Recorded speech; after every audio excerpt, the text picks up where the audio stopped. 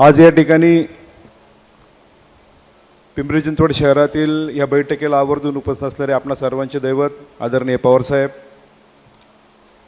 आमचे मित्र खासदार आदरणीय अमोलजी कोल्हेसाहेब, प्रकाशप्पा मस्के, शहराचे अध्यक्ष तुषार आणि सर्व सेलचे अध्यक्ष ज्योतिताई, इम्रान, तायडे सर आणि सर्व या मेळाव्याला उपस्थित असणारे पवारसाहेबांवर प्रेम करणारे,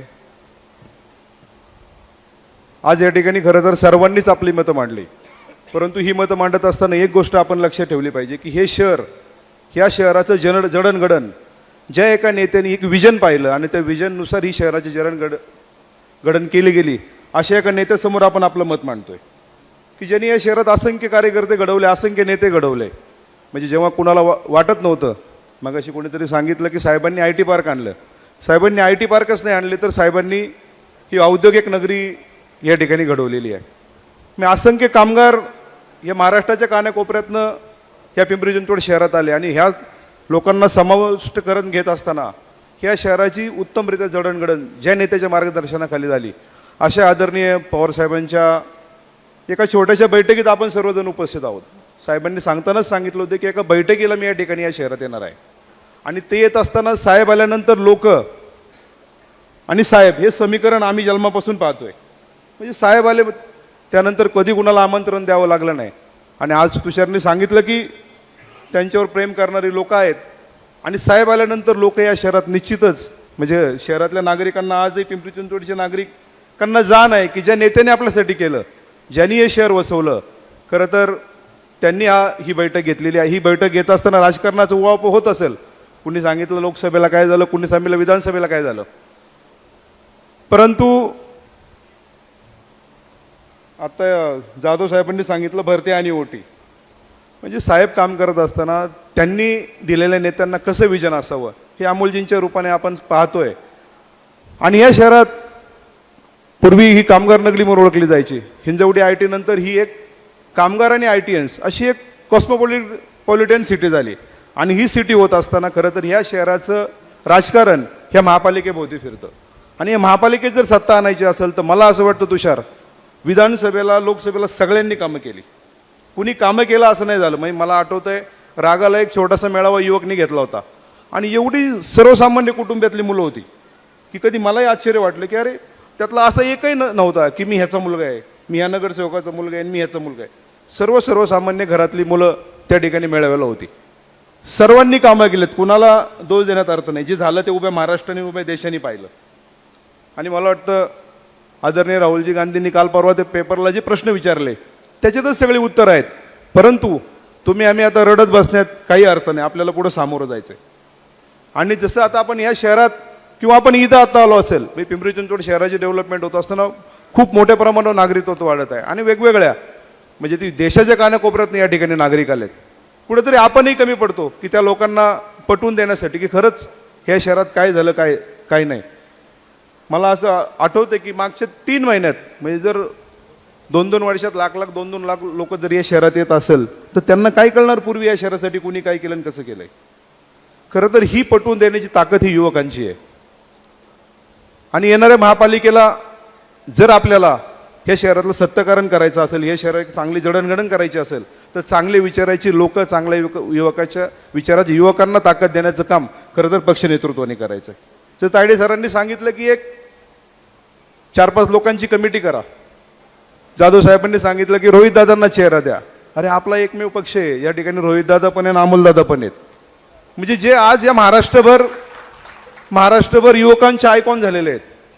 परंतु आपण काय केलं आणि काय नाही हे भांडत बसण्यापेक्षा आपण एका चांगल्या विचाराच्या चांगल्या युवकांना भविष्यात संधी देऊ.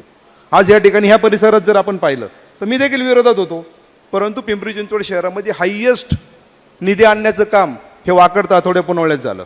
सर्वात जास्त पाण्याची योजना या ठिकाणी झाली. मी 17ला जेव्हा मी निवडून आलो, सर्वात जास्त ह्या भागात कोणी घर घेत नव्हतं. नाही म्हणायचे पाणीच नाही. 7 MLDचं पाणी आज आपण 30 MLD घेतोय. परंतु एवढ्यात 2 इलेक्शन झाले पण कोणी म्हटलं नाही आमच्याकडे पाणी नाही. मी फार मोठ्या प्रमाणावर पाण्याच्या टाक्या, रस्ते एवढं होत असताना की सर्व्हिस रोडचा विषय पेंडिंग आहे. म्हणजे कामही संपत नाही. कारण की ह्या शहरामध्ये येणाऱ्या नागरिकांचे लोंढे देखील तेवढ्या मोठ्या प्रमाणावर येतात. काय येत आहेत तर कुणीतरी 30-40 वर्षापूर्वी एक विजन पाहिलं होतं की हे शहर मी असं घडवेल, आणि अशा नेत्यांसमोर आपण बोलतोय. ह्याचं भान मला असं वाटतं स्टेजवर तर सगळ्यांनीच ठेवलं पाहिजे. म्हणजे आज आपल्याला करायचं आहे काय आणि आपल्याला जायचं आहे कुठे, कुणाला तरी दोष देणं, हा नाही आला, तो नाही आला, ह्यानी काम नाही केलं, त्यांनी काम नाही. जे झालं ते उभ्या महाराष्ट्रात झालं. म्हणजे माझं तर प्रामाणिक मत आहे, म्हणजे आता की एवढ्या इलेक्शन लढल्यानंतर आपल्यालाही लक्षात येते की 5 वर्षात आपण 3-3 इलेक्शन लढत असताना काय होऊ शकतं. एका विधानसभेत 2-2 लाख लोक नाही वाढत 3 महिन्यात 2 महिन्यात. परंतु आता आपल्याला येणाऱ्या इलेक्शनला सामोरं जायचं आहे, आणि ते होत असताना आपल्या बरोबरच्या साथीदारांचं, आपल्या बरोबरच्या मुलांचं, आपल्या कार्यकर्त्यांचं मनोबल हे निश्चितच, आपण सर्व जर एक संघ दिसलो तर त्यांचं पण मनोबल वाढेल आणि त्यांच्या मनात असं येईल की आपण ह्यांच्या नेतृत्वाखाली काम करू. त्यामुळे मी जास्त काही बोलत नाही. साहेब या ठिकाणी स्टेजवर आहेत. मला एकच सांगायचं की एक साधा डीपीचं उदाहरण मी विधानसभेला पण दिलं होतं की ज्यावेळेस हरनामसिंग साहेब एकदा वडिलांकडे आले, तर मी त्यांना त्यांना घर घ्यायचं होतं म्हणून ते आले होते. मी 2005-06 झाली पहिल्यांदा स्कीम केली होती. तर बोलता बोलता मी म्हटलं, अरे तू तानाहीचा मुलगा का? म्हटले हो. तर म्हटले, अरे ह्या शहर, मी त्यांना म्हटलं 84 साली 60 मीटर रस्ते, 24 मीटर रोड, एवढे मोठे मोठे हॉस्पिटल, हे तुम्ही कसे काय, तुम्हाला कसं व्हिजन आलं? म्हटलं त्यावेळेस आदरणीय साहेबांनी रतनजी टाटांना सांगितलं की डीपी कर पिंपरी चिंचवड शहराचा डीपी तयार होतोय, ह्यांना तुम्ही मदत करा. त्या माध्यमातून हा एवढा मोठा सुंदर डीपी या शहराचा झाला, आणि ते डेव्हलप करण्याचं काम गेले 30-40 वर्ष आपण सर्व करतोय. आणि आता काय झालं साहेब, एवढा विचित्र डीपी तयार केलाय, तो पब्लिश झालाय, त्याला आतापर्यंत 25,000 हरकती आल्यात. म्हणजे एवढा मोठा मुद्दा आपल्या समोर आहे. थेरगावमध्ये लोकांच्या राहत्या घरावरनं 24 मीटर डीपी रोड, वाकडमध्ये राहत्या घरावरनं 24 मीटर डीपी रोड, जो रिंग रोड ठेवलेला होता, जो आपण प्रॉमिस केलं होतं थेरगावमध्ये बिजलीनगर ह्या भागात आहे की तो राहणार नाही पुढच्या डीपीला, तो देखील डीपीला परत आला.